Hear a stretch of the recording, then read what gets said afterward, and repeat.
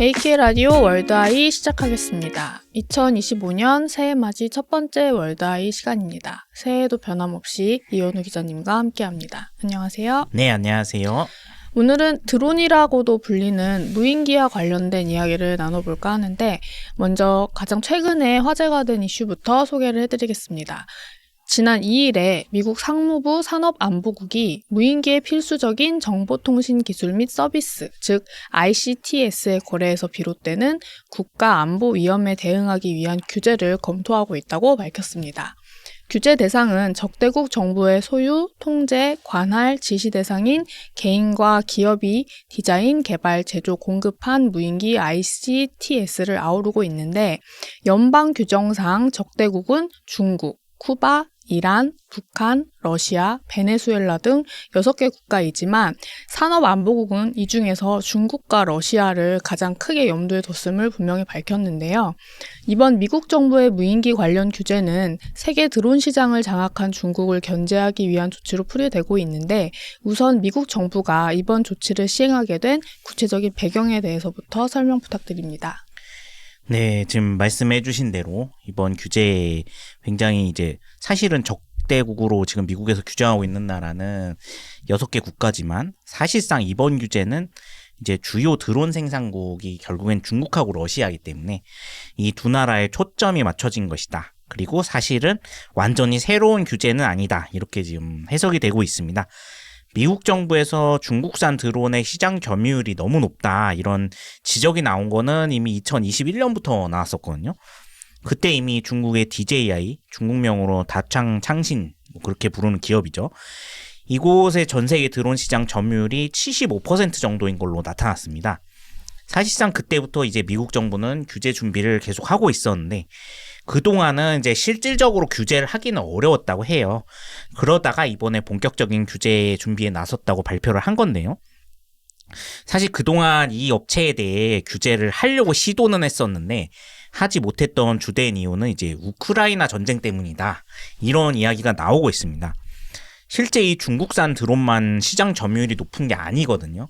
실제 따지고 들어가면은 드론을 구성하는 주요 장비인 일단 배터리가 있고요. 그리고 프로펠러, 소형 카메라, 적외선 센서 이런 전체 부품들이 거의 대부분 중국에서 독점적으로 생산 중인 상황입니다. 그러니까 중국산 드론과 그 연계 기업들 제재를 잘못하게 되면은 미국 드론 업체들까지 생산을 못하게 되는 상황이 올 수가 있었어요. 그래서 그동안 쉽게 못한 건데요.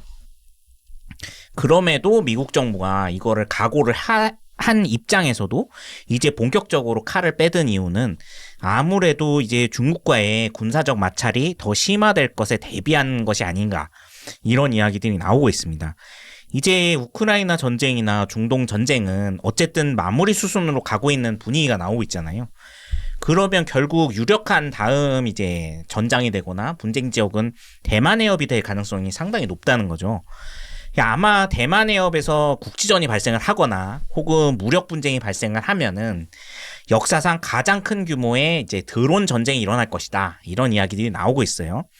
그러니까 미국하고 중국에서 거의 수천만 대 혹은 수억 대의 드론이 한꺼번에 쏟아져서 그들끼리 전쟁이 일어날 수 있다. 이런 이야기들이 나오고 있기 때문에 미국 입장에서는 중국의 드론 세계 시장 점유율을 어떻게든 낮추기 위해서 이번 조치를 준비한 것이 아닌가 이런 분석들이 나오고 있습니다. 드론 자체뿐만 아니라 드론을 구성하는 주요 부품들 역시도 거의 중국이 지금 다 독점적으로 생산하고 있다 이렇게 말씀해 주셨고 네. 아까 그 DJI라는 중국 기업이 전체 시장의 75% 정도를 차지하고 있다 이렇게 말씀해 주셨는데 이 DJI에 대한 궁금증들도 아마 계실 것 같아요. 그래서 네. 이 기업이 또 어떤 기업인지도 궁금하고 또 정확하게 드론에 대한 중국의 어떤 기술력이나 현재 그런 투자 규모 이런 게 얼마나 되는지 안 봐도 물론 엄청 어마어마할 것 같긴 한데 그런 부분에 대해서도 설명해 주시면 좋을 것 같아요. 네, 일단은 중국의 드론 시장 간단하게 설명을 먼저 드리면은 지난해 전 세계 드론 시장이 약 350억 달러 정도, 우리 돈으로 50조 원 이상 규모였던 것으로 알려져 있어요. 그럼 중국이 지금 이 시장의 75% 정도를 차지하고 있다고 알려져 있으니까 적어도 이제 중국의 드론 시장만 합쳐도 이제 38조 원, 한 40조 원 가까이 된다. 그리고 드론의 주요 부품, 원자재까지 이제 거의 독점적으로 생산하고 있기 때문에 거의 매년 수십조 원 이상의 정부 지원금이 이제 나오는 게 아니냐, 이런 이야기들이 나오고 있는데요. 사실 이제 DJI 같은 기업의 경우에는 뒤에 아예 중국 정부가 있는 게 아니냐, 혹은 막대한 보조금을 이제 받고 있을 거다, 이런 의혹이 미국과 서방에서 계속 제기돼 왔었습니다. 물론 중국 정부는 계속 부인을 하고 있어요.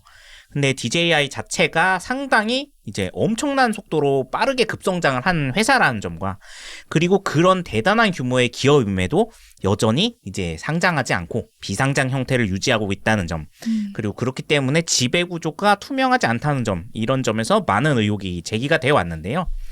사실 이 회사는 초창기 설립 이후 성장까지 완전히 이제 신화로 구성되어 있는 회사입니다. 일단 창업주인 왕타오 CEO, 이 사람이 영어 이름이 프랭크 왕이라는 사람인데요. 1980년생이에요. 어리네요. 네, 생각보다 젊죠. 네. 그리고 중국 기업 신화의 주인공인 알리바바의 마윈 회장과 이제 고향에 갔습니다. 저장성 항저우 사람이에요. 이놈의 학연지연. 그렇죠. 아무래도 이제 상하이방하고 연관관계가 굉장히 깊은 사람입니다. 그리고 이력이 굉장히 특이한데요. 어렸을 때부터 자기가 이 리모컨 조종 헬기를 너무 좋아했다는 거죠. 그런데 이게 조종이 사실 굉장히 어렵습니다. 이 리모컨 조종 헬기의 경우에는 전문가들이 아니면 굉장히 많이 떨구거든요. 근데 이거를 몇 번을 떨어뜨려서 계속 망가지다 보니까 여기에 이제 개인적으로 왜 계속 떨어지기만 할까? 떨어지지 않는 헬기를 만들고 싶다, 이러면서 본인이 드론을 만들겠다고 이 사람이 홍콩 과학기술대의 전자공학과로 들어갔다는 겁니다. 그런데 거기서 또 우연히 로봇공학과 교수가 이 사람의 열의를 보고 너무 반해가지고 갑자기 제자로 삼게 됩니다. 그리고 이 사람한테 투자를 해요, 이 교수가 또. 탄생설화 같아요. 그렇죠. 그리고 네. 그래서 학교 졸업을 하고 이 사람이 뭐 경진대회 이런 데서 엄청난 우승 상금을 또 받았습니다. 그래서 DJI를 세웠다는 겁니다. 그러니까 누가 봐도 정말 믿기 힘든, 진짜 이제 동화 속에서나 나올 것 같은 성공 신화예요. 근데 보통 중국을 관시사회라고 부르지 않습니까? 근데 마윈 회장이나 마찬가지로 당연히 정계랑 어떤 방식으로든 연계가 되어 있을 거고, 그리고 이제 공산당 사회에서 이런 신화를 이제 대외적으로 알릴 정도면은 이제 만들어진 신화라는 것이 대부분 정설이죠. 하지만 중국 정부 공식 입장은 이 민수용 드론과 관련해선 별도의 보조금이나 뭐 불투명한 기업 구조 이런 건 없다, 이런 입장이에요. 당연히 그 어느 나라도 안 믿고 있습니다. 중국이란 나라 자체가 정부와 100% 분리된 민간 기업이라는 게 과연 존재하는 국가냐, 이런 의혹이 나오고 있기 때문이죠. 아무래도 일당 독재 국가라서 그런 건데요. 예전에 그 화웨이 말씀해 주실 때랑 비슷한 것 같아요. 그렇습니다. 더군다나 이제 지금 드론의 경우에는 뭐 민수용, 군수용 사실 분리가 돼 있지 않습니다. 우크라이나 전쟁의 경우에도 결국에는 러시아와 우크라이나 양군이 이 DJI의 민수용 드론을 사가지고 거기에다가 폭탄을 매달아서 결국 이거를 이제 자폭용 드론으로 만들었습니다. 그러다 보니까 사실 민수와 그리고 이제 전쟁용, 군수용의 경계도 굉장히 모호합니다. 그런 상황에서 과연 중국이 이렇게 국방상 중요한 분야에 대해서 아무런 조치를 취하지 않고 정말 이제 시장 경제에 맡겨서 기업이 성장하게 냅뒀을 거냐? 아무도 안 믿는다는 거죠. 그러다 보니까 아무래도 이런 신화라든가 너무나 빨리 성장했다는 점, 그리고 현재의 기업 규모에 비해서 너무나 불투명한 점이 많고 기업 정보를 이제 전 세계 투자자들이 누구도 알 수가 없습니다. 그런 점에서는 아무래도 이제 중국 정부가 배후에 있지 않느냐, 이런 이야기들이 계속해서 나오고 있는 것이죠. 여기서 또 하나 궁금한 게, 이제 미국이 계속적으로 중국의 그런 드론을 견제한다는 게 뭐 중국 정부가 뒤에 있고 뭐 기술력이나 성장세가 엄청 빠르게 증가하고 있고 이런 이유도 있지만, 아까 대만 해협에서 드론 전쟁이 벌어질 우려도 있다라는 말씀 해주셨는데, 결국에는 궁극적으로 중국이 드론을 이용해서 미국을 공격할까 봐, 이게 이제 걱정돼서 방지하려는 목적도 저는 분명히 있을 거라고 생각을 하거든요. 네. 그래서 실제로 중국의 드론이 미국의 어떤 민감 시설을 해킹하거나 좀 공격한 사례가 있는지가 좀 궁금해요. 사실은 뭐 직접적으로 이거 뭐 자폭령으로 쓰였거나 그런 일이 있었다면 진짜 큰일이 났겠죠. 사실 아직까지는 직접적으로 그런 일보다는 이제 미국의 주요 민감 시설에서 중국산 드론을 이용을 해서 이제 뭐 감시를 했거나 불법 촬영을 했거나 그런 일들이 종종 발생을 하고 있습니다. 이 지난해 7월 같은 경우에는 우리나라 부산항에 입항을 했었던 미국 항공모함을 중국 유학생 3명이 야산에 올라가서 몰래 드론을 띄워가지고 촬영을 하다가 걸렸어요. 부산이네요, 근데. 네, 그래서 체포가 됐었습니다. 네. 이게 외교적인 문제가 된 적이 있는데요. 그 외에도 이제 미국 내에서도 공군기지라든가 뭐 우주발사기지라든가 해군기지라든가 이런 민감한 시설에 가서 이제 중국 유학생이라고 하는 사람들이 민간인이지 어찌됐든지 간에 드론으로 촬영을 하다가 걸린 사건들이 종종 발생을 했었습니다. 이게 사실은 아까도 말씀드렸듯이 민수용이랑 군수용이 드론은 굉장히 모호해요. 사실 어떻게 전용을 해도 뭐 알 수가 없는 거거든요. 특히나 이런 민간인들이 굉장히 군사적으로 민감한 시설들을 촬영을 했다가 체포된다면은 이게 외교적으로 상당히 복잡한 문제가 됩니다. 왜냐하면 이제 체포를 한 그 정보당국 입장에서는 이 사람이 간첩질을 했다, 스파이였다라고 얘기를 하지만 이걸 증명하기가 굉장히 어려워요. 이제 자기는 그런 걸 모른다. 나는 그냥 유학생이고 궁금해서 날려봤다. 그렇죠. 나는 그리고 항공모함 너무 좋아한다. 너무 멋있어 보였다. 그래서 찍고 싶어서 찍었다. 이렇게 하고 만약에 이 사람이 뭐 스파이 이력이나 이런 게 전혀 없고 이제 신분이 깨끗한 사람이면은 이걸 당국에서 체포하기가 상당히 어렵습니다. 근데 중국은 아까도 이제 말씀드렸듯이 뭐 기업이든 사람이든 민간하고 군하고 그 공산당하고 경계가 굉장히 모호한 나라예요.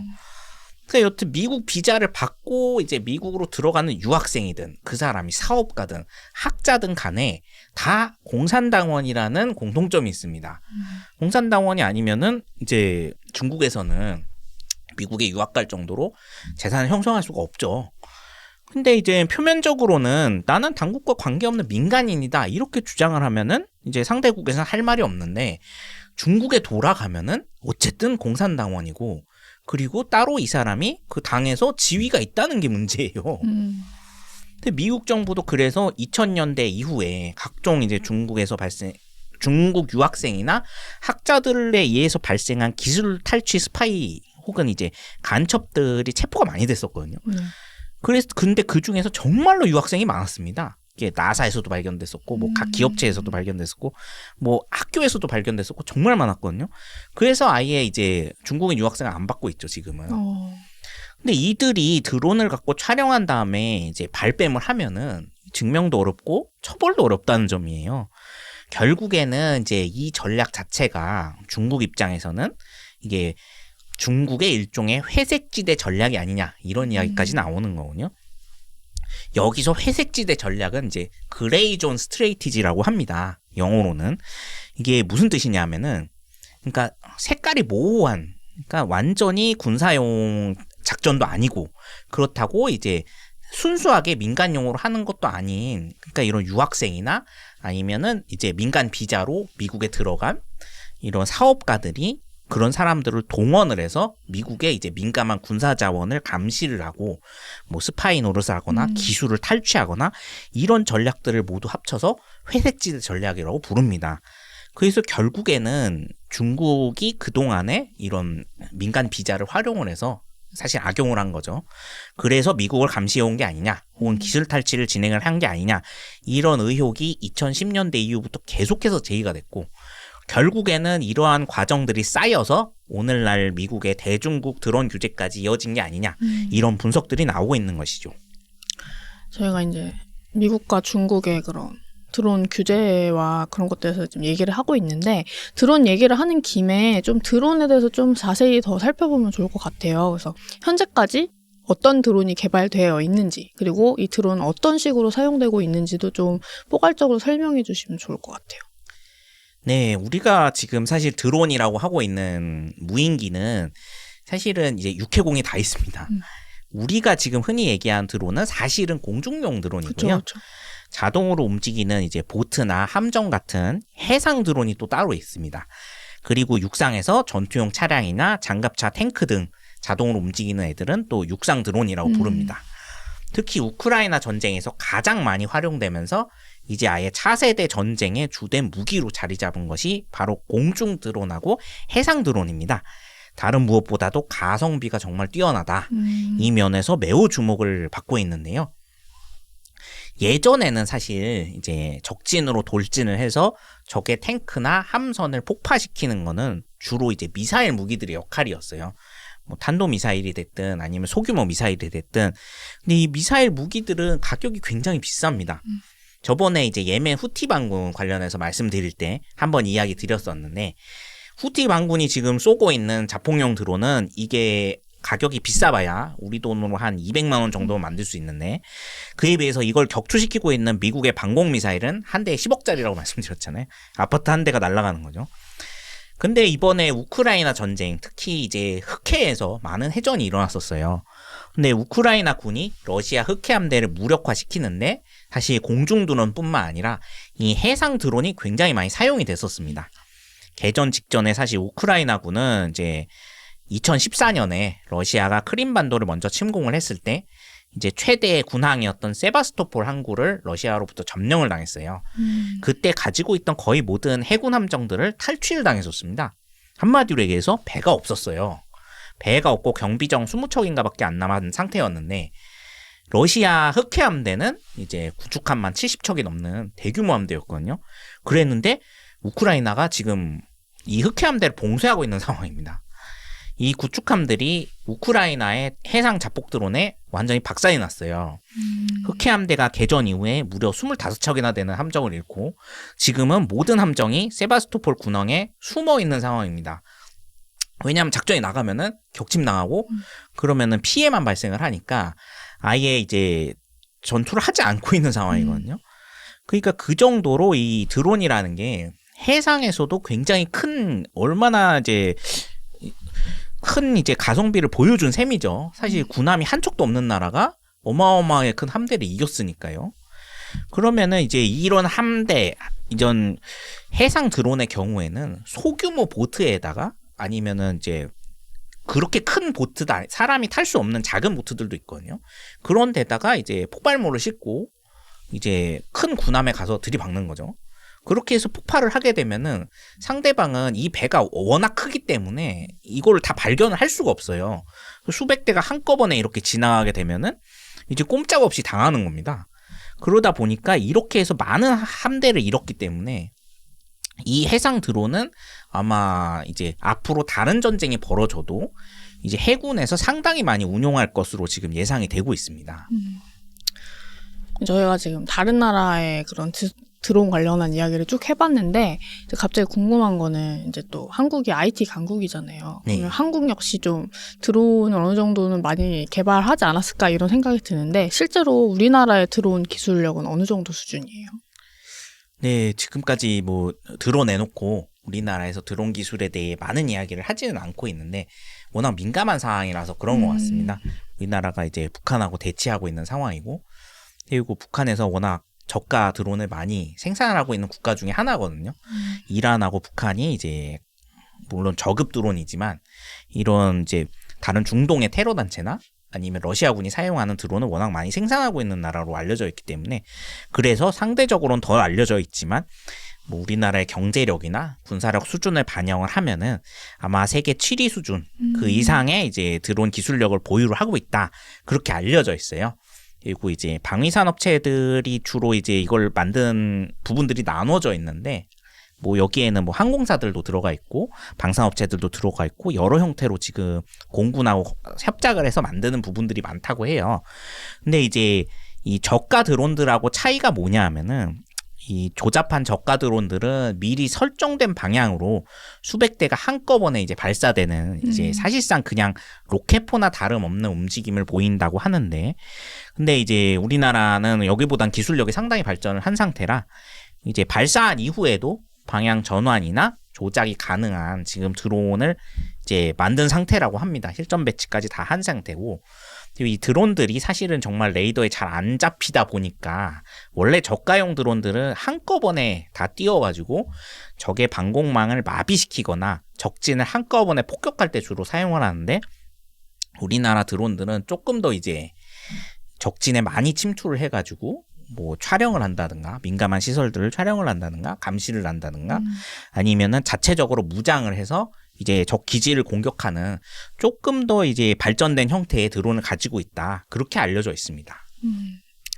지금 드론 관련해서 저희가 어쨌든 지금 거의 전쟁 무기로서 많이 활용되는 네. 드론 이야기를 많이 접하고 있는데 예전에 이제 얘기를 했을 때 기자님이 앞으로의 전쟁이 이제 다 드론 중심이 될 거다 이런 얘기를 해주신 적이 있어요. 네. 그래서 사람들이 직접 전장에 나가서 싸우는 게 아니라 대부분 이제 드론을 출격시켜서 드론이 싸우는 그런 형태로 이뤄질 거다 이런 말씀이었는데 사실 지금도 이렇게 전쟁 무기로 많이 활용되고 있는데 앞으로 기술이 더 발전하면 더 그게 심해질 것 같거든요. 네.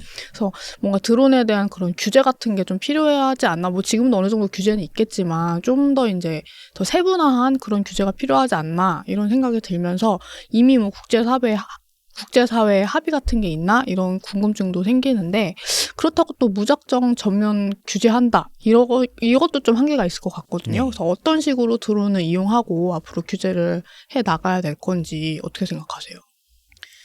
네, 일단은 우크라이나 전쟁 자체가 재래전에서 드론이 얼마나 효율적으로 이제 전쟁에서 활용될 수 있는지를 보여준 시험장이 되었었기 때문에 그리고 지금 현재 전 세계 군사 그리고 방산업계에서는 굉장히 큰 자극을 받았습니다. 이게 결국에는 탄도미사일만큼 날아가고 사거리가 되는데 훨씬 가격이 저렴하다는 점을 이제 보여줬기 때문에 그래서 이제 드론은 전쟁의 필수품이 돼버렸고요. 그리고 드론을 활용한 군사작전은 이제 너무 기본적인 작전으로 자리매김을 하게 됐습니다. 그래서 아마 이제 규제를 한다는 건 거의 불가능하지 않을까 그런 이야기들이 나오고 있어요. 미국의 규제도 사실은 이게 드론 시장 전체를 규제를 한다기보다는 군수용 드론을 안 쓰겠다는 내용이 절대로 아니거든요. 중국의 이제 드론 점유율을 낮추고 그리고 미국산 전쟁용 드론의 사용을 더 늘리겠다는 그런 부분으로 해석이 되는 상황이거든요. 그럼 결국 드론 기술 강국이라고 하는 나라들은 미국하고 중국하고 러시아 이 거대 세계 열강으로 압축이 되어 있는 상황입니다. 중국은 전반적인 생산 시장 전체를 장악하고 있고 막대한 생산력을 가지고 있어요. 미국은 여기에 비해서 생산력은 약하지만 기술력이 압도적입니다. 그리고 러시아는 이거를 뭐 저가든 고가든 실전에서 가장 많이 써본 나라입니다. 세 나라가 모두 특징들을 가지고 있어요. 강점들을 가지고 있기 때문에 앞으로 군수용 드론 시장의 변화는 이 거대한 세계 열강의 움직임에 따라서 이제 함께 움직일 것이다. 그렇게 해석이 되고 있습니다. 문제는 이게 사실 이 드론 전쟁이 심화가 되면은 가장 큰 문제점이 결국에 이 드론 군비 경쟁이 가속화되면 가속화될수록 이제 상대편의 드론을 맞추는 건 상당히 힘들어져요. 왜냐하면 회피 기동 기술도 발전을 하고 그리고 이제 안티 드론 기술, 그러니까 드론을 이제 광범위한 지역에서 재밍을 해가지고 한꺼번에 떨어뜨리는 기술들도 상당히 발전할 겁니다. 그렇게 되면은 결과적으로는 각국은 드론 자체를 노리는 기술이 아니라 드론을 움직이고 있는 통신망, 적군의 통신시설을 공격하는 형태로 이제 군사작전이 변화할 거라는 거죠. 결국에 드론이라는 거는 이 무선 통신망을 이용을 해서 장거리를 움직이는 무선 조종 비행기란 말이에요. 그러면은 통신망을 이제 박살을 내면은 아무짝에 쓸모없게 되는 거죠. 그렇죠. 그래서 결국에는 이제 적국의 육상 통신망 그리고 해저 케이블 위성 통신망을 파괴하는 기술들을 발전을 시키게 될 겁니다. 그러면은 이제 전쟁에서 드론을 규제하는 방안보다 더 중요한 게 이 국제 통신망을 지키는 일이 될 거라는 거죠. 결국엔 이제 통신망을 파괴하면 가장 큰 피해를 입는 거는 각국의 민간인들이에요. 아예 아무 정보도 접할 수가 없고 그렇죠. 우리만 해도 거의 대부분의 정보를 지금 인터넷에 의지를 하고 있는 상황인데 이게 갑자기 전시 상황이 터졌는데 완전히 다 끊기게 되면은 이 사람들 어디로 피난을 가야 되는지 아니면 어디서 지금 전투가 발생하고 있는지 전혀 알 수가 없게 되고 그 상황에서 많은 인명 피해가 발생을 할 수 있습니다. 그러니까 결국에는 이 인터넷 통신망이라는 건 생명줄이나 마찬가지가 되는 상황이거든요. 근데 심지어 지금 이제 각군에서는 작전 명령도 SNS로 보내는 경우가 이제 많아졌단 말이죠. 러시아군의 경우에는 아예 굉장히 민감한 작전 명령까지 텔레그램으로 실제로 지금 보내고 있거든요. 우크라이나 전쟁터에서. 이런 상황에서 정말로 그런 통신망이 파괴되면은 그럼 드론은 못 날게 되는데 반대로 사람들도 대혼란에 빠진다는 겁니다. 그러니까 결과적으로는 이제 이 드론 규제뿐만이 아니라 드론 군비 경쟁을 어느 정도 수준까지 해야만 이 국제 통신망들도 지킬 수가 있게 될 거기 때문에 아마 지금 당장은 드론 군비 경쟁을 막을 만한 방안을 찾거나 아니면 각국 간에 합의를 하는 건 상당히 어렵겠지만 결과적으로 모두가 피해를 입고 이 피해의 규모를 상상할 수 없을 정도로 커질 수 있기 때문에 그런 부분에서는 앞으로 국제사회에서 이제 이런 드론 군비 경쟁을 어떻게든 최소화하고 그리고 무분별하게 전쟁에서 이제 남용하지 않게 하기 위한 여러 가지 방어 조치들을 강구하지 않을까 그렇게 기대가 되고 있습니다. 오늘은 중국산 드론을 규제하기 위한 미국 정부의 움직임, 그리고 드론 군비 경쟁, 그리고 앞으로 이제 드론이 점점 전쟁 무기로 사용됐을 때 여러 문제점과 전망에 대해서 좀 크게 짚어봤는데, 뭐 드론도 드론이지만 예전에 핵도 어쨌든 처음에는 개발 목적이 전쟁을 하려고 만든 건 아니었잖아요. 그렇죠. 근데 이게 막기 위해서였죠. 네, 기술이 발전할수록 뭔가 이제 인간의 삶이 편해지는 것도 맞는데 이런 식으로 뭔가 전쟁이나 살생에 이런 기술력이 활용이 되니까 그 피해 규모가 정말 예전과는 비교도 안 될 정도로 더 커지는 것 같아요. 그래서 이런 기술이 발전될수록 그 기술을 좀 윤리적으로 좀 바람직하게 활용하는 그런 방법도 좀 같이 고민해봐야 되지 않을까 이런 생각이 좀 드는 시간이었는데 오늘도 이렇게 유익한 이야기 들려주셔서 감사합니다. 네, 감사합니다. 어제 눈이 많이 내렸다가 그쳐서 요즘 날씨가 또 다시 많이 추워졌어요. 그래서 A형 독감이 좀 유행이더라고요. 네, 그렇습니다. 저를 포함해서 제 주변에도 여러 명이 걸렸는데 기자님께서도 독감 조심하시고 우리 청취자분들도 건강관리 조심하시기 바라겠습니다. 그럼 저희는 다음 주에 다시 찾아뵙도록 하겠습니다. 감사합니다.